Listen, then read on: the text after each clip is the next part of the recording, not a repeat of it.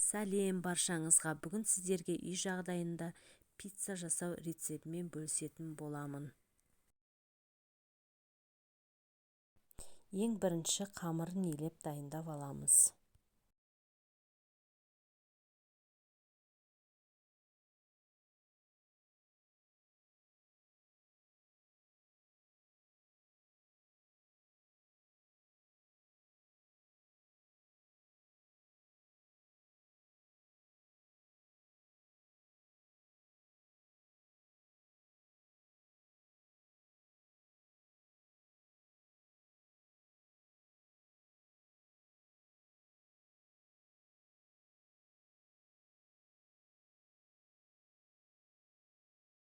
Елеп болған қамырымызды целлофанмен бетін жауып 30-35 минутқа тұндырып қоясыздар.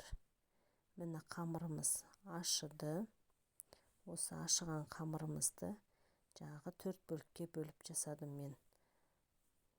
4-ке бөлесіздер.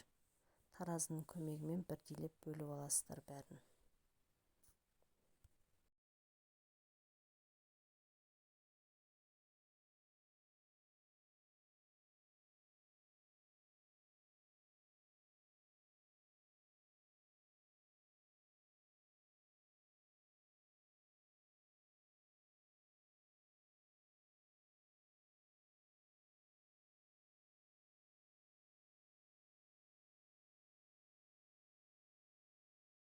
Қамырымызды осылай ұн сеуіп алып, домалақ формаға келтіресіздер. Оқтаумен жайсаңыздар да болады. Мен бірақ оқтаусыз өстіп нанды домалақтап алдым. Домалақтап алған қамырымызды кез келген жаңағы салмасын сала бересіздер. Өздеріңізге ұнайтын. Мысалы, етпен де болады, фаршпен де болады, сыр мен помидор салсаңыз да болады. Әркім өзінің жаңағы таңдауы бойынша саласыздар. Немесе саңырауқұлақпен салсаңыздар да болады, салмасын.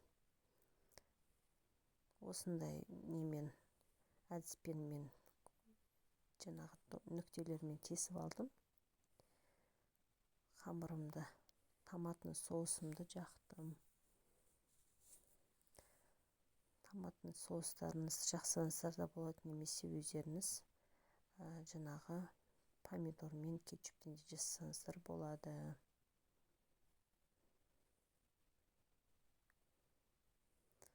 Осылай бәрін жағып алғаннан кейін бетіне сыр себесіздер.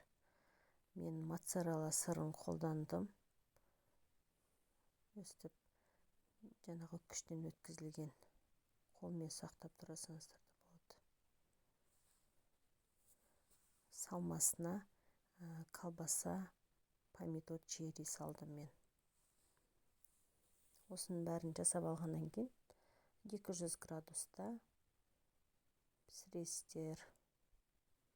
15-10 минут піседі.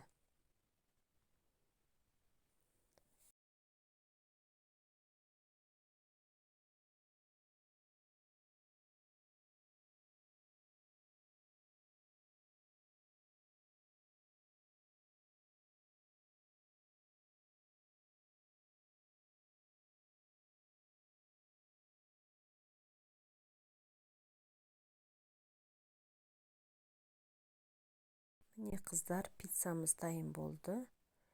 Осындай пиццаға арналған тақтайшаға салып, осындай пиццаның пышағымен кетсеңіздер де болады, жай пышақпен кесуге де болады. Менде осындай пышақ, кесіп дастарханға ұсына бересіздер.